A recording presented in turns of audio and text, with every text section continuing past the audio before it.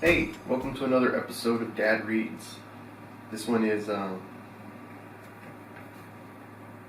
Tiny, the Texas Easter Bunny. And the author's name is actually inside, so I'm going to have to look that up. And it is written by Eric James and illustrated by Sarah Sanchez. So if you have this book, you can go ahead and read along with it. If not, you can just go ahead and enjoy the story. So let's go ahead and get started.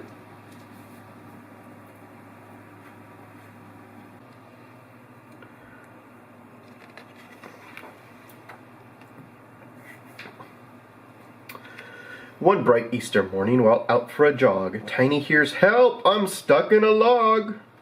He scratches his head, thinking, who could that be? It sounded like Fluff. I had better go see. Fluff's in a log with her feet in the air. "Hey, Fluff, what on earth are you doing there?" A sad little voice from the echoey space says, "I thought this place would be a good egg hiding place." "You poor Easter bunny," says Tiny while giggling. "I'll get you back out. Just hold on tight and stop wiggling." Tiny pulls hard, using all of his might. He tries and he tries, but his friend is stuck tight. "My eggs," said poor Fluff. Who'll deliver them now?" "I'll do it," says Tiny. Fluff laughs. "How?" "Don't worry, dear Fluff. Leave that up to me. I watched you last Easter. How hard can it be?"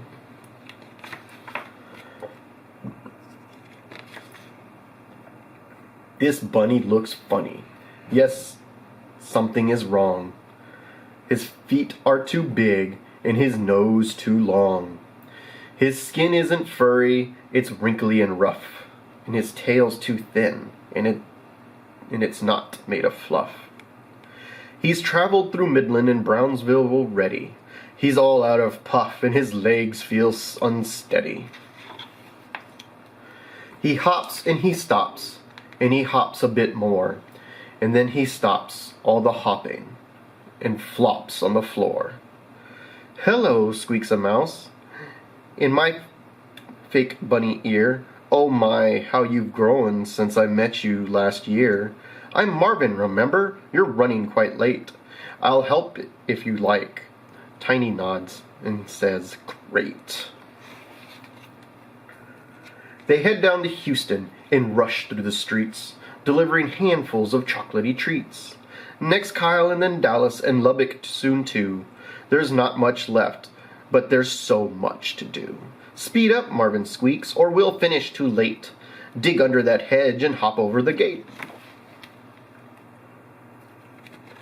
This large Austin house has a fence all around. Poor Tiny tries digging down into the ground, but the hole is too small and his body too big. How odd, Marvin thinks. I thought bunnies could dig. This El Paso house has a really high wall. "Jump up," Marvin squeaks. "Come on, give it your all." So Tiny jumps up, but comes down with a thud. How odd, Marvin thinks. I thought bunnies could jump. "There's something not right," Marvin says. "Let me see." He scratches his chin and thinks, what could it be? "You're not very fast. Well, just look at those legs. You're not very careful. You've cracked half the eggs. You do not have the whiskers. You're not good at hopping. Those ears look quite fake. And that's no bunny droppings." "Ah, now I've got it." He jumps to his toes. No bunny has been born with a trunk for a nose. Tiny starts crying. He wails, "Yes, it's true. I thought I could do the things real bunnies do." "Don't worry, it's fine," Marvin squeaks, being nice. "Do you mind if I offer a little advice? You need to start using the talents you've got. Be proud to be you. Don't be something you're not." "What talents?" says Tiny. "What things can I do?" He blows his big nose and then achoo! "Eureka!" squeaks Marvin from high in a tree. "That wonderful big trunk of yours is the key. It's strong and it's long and it can pick things up too. It's perfect for seeing this Easter job through. We'll put it to work just as soon as we can. Let's head on to Fort Worth and test out this plan. This house has a fence, and this house has a wall. But with Tiny's big nose, there's no problem at all. His long nose flips over, reaches over the top, and drops an egg down on the lawn with a plop. And look at the holes in this fence. That'll do. There's room for an egg and a trunk to fit through. Now the job seems quite easy. Well, that's how it goes when an elephant uses his brain in his nose. But daylight is breaking, the sun starts to rise, and home after home stands in front of their eyes. I don't think we'll make it, squeaks Marvin. Oh dear. Hang on, Tiny shouts. I have a marvelous idea. He sticks all the Easter eggs into his nose, and with his trunk full, he takes aim and he blows. Look out those eggs blasting out of his trunk, landing on the lawns with a thunk, thunk, thunk. The basket's soon empty. We did it, hooray! Come on, let's help Fluff. Oh, I hope she's okay. Hey, Fluff, Easter's saved. I will get you out now.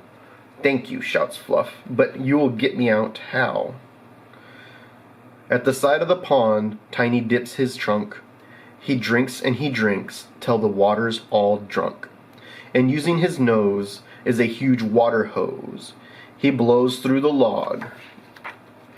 Look at Fluff. Up she goes. Whoosh. Happy Easter, Texas. The end. So, what did you guys think that the Tiny the elephant learned from his experiences here? You know, he learned to do what he does best, not to try to be somebody else, which I think is really important for everybody to learn.